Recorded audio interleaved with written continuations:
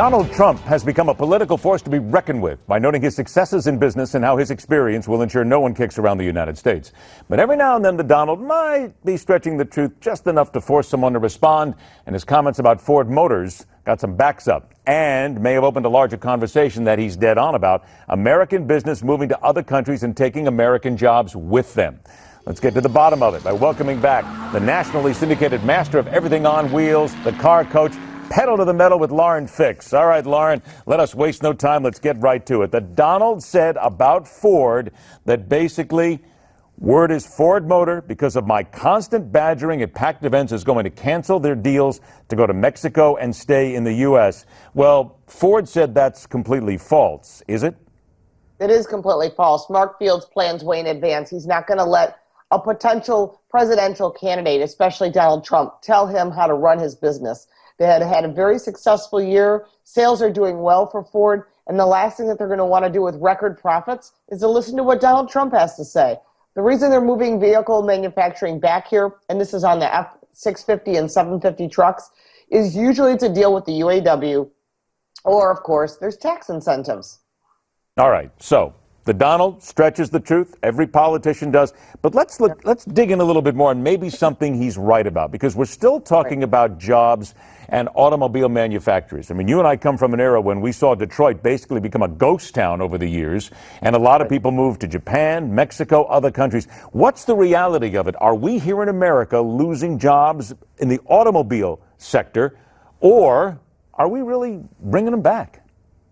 No, we're actually losing some. Part of the deal with FCA and the UAW, because of the way the union tactics were, is that FCA said, fine, you want us to play this game. We're going to move all of our car production to Mexico, where the jobs are easy to get people to fill positions at a much lower rate. And so you'll still see trucks being built here in the U.S. Jeeps will remain here in the U.S., although they're opening a plant in China.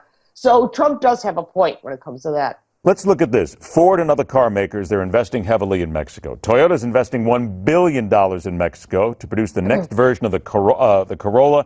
VW's got a new Mexican plant. Couldn't those jobs come to America, or is it? And then a second part of that is, what's stopping it from coming to America? Well, part of that has to do with UAW and dollars and cents. Now, remember, we've got the UAW trying to get into the Chattanooga plant in Tennessee, which is VW, and they said no. They voted no. Guess what? It's back up for another vote again. And here they are again, coming around for round two, trying to do the same thing. So with the UAW pushing hard to get more members and to try and get more push here in the U.S., it's just cheaper to build cars elsewhere. And hey, even Audi's building a plant in Mexico because it made no sense to build it here. Even with tax incentives and utility incentives and everything, it still is less expensive to build it in Canada or in Mexico. All right, we're going to talk about this further, but we only got about a minute left. I want to make sure we hit this. Volkswagen reports a $1.8 billion third quarter loss.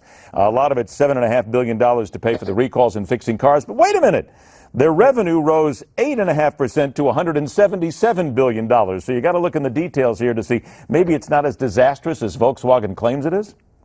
Well, part of it has to do with the third quarter. So that we're talking about 2 months of which there was no recall.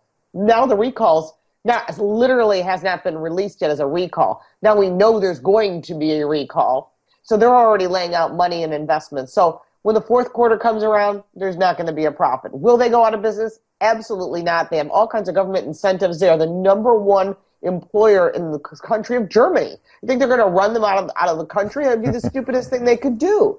So, don't worry that VW is going to disappear. They're still selling gas-powered cars, and believe me, there are deals to be had at all the manufacturers right now. They're getting rid of 2015s.